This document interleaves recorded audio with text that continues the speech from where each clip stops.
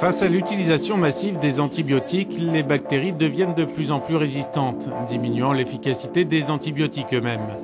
Paradoxalement, ces bactéries prolifèrent principalement dans les hôpitaux et aujourd'hui leur résistance aux antibiotiques tue près de 25 000 personnes en Europe. Les médecins craignent même de ne plus avoir de traitement efficace à proposer aux patients dans un futur proche.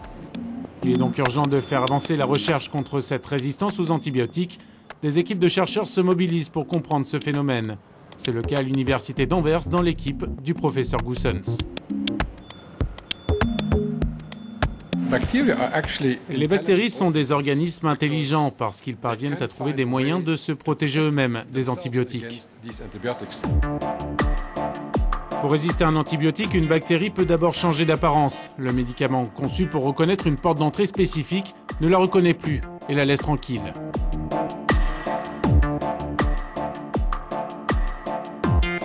Deuxième stratégie, la bactérie peut tout simplement fermer ses portes d'entrée.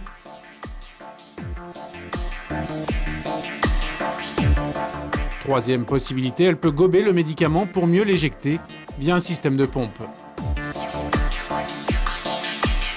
Enfin, la bactérie peut même laisser entrer l'antibiotique et produire alors des enzymes capables de la dégrader.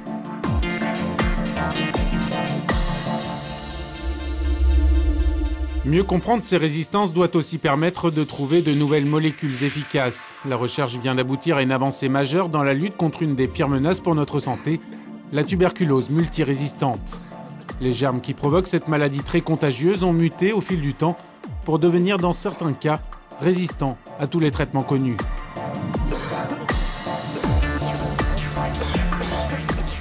Une substance active très prometteuse a récemment été mise au point par un laboratoire belge. À l'origine de cette découverte, deux chercheurs, Jérôme Guillemont et Koen Andries. Pour arriver à ce résultat, ils ont testé des milliers de substances chimiques qu'ils ont combinées entre elles. De longues années plus tard, la ténacité du duo a été récompensée avec la découverte de la bédaquiline.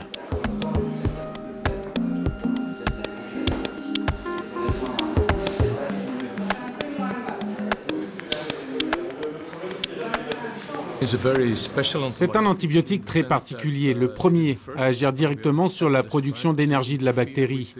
En gelant cette production d'énergie, il ralentit le développement de la bactérie et après plusieurs jours, celle-ci finit par mourir.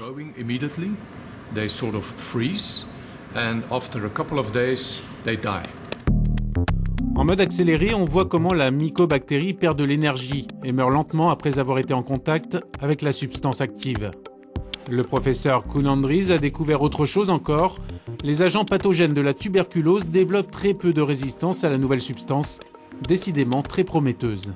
D'autres molécules antibiotiques sont à l'étude, notamment à l'université de Liège, comme la lactivicine. La lactivicine est un composé produit par un champignon. Il a été découvert dans les années 80. Ce composé a une activité antibactérienne importante, mais le problème à l'époque, c'était aussi que c'était un produit toxique pour l'homme. Depuis, les chercheurs sont parvenus à supprimer cette toxicité. La molécule testée en Belgique parvient à empêcher les bactéries de construire leur enveloppe de survie. Selon le professeur Gallieni, l'objectif est d'arriver à des molécules qui permettront le développement rapide de nouveaux antibiotiques. Les bactéries, aussi résistantes soient-elles, n'ont pas encore gagné la partie.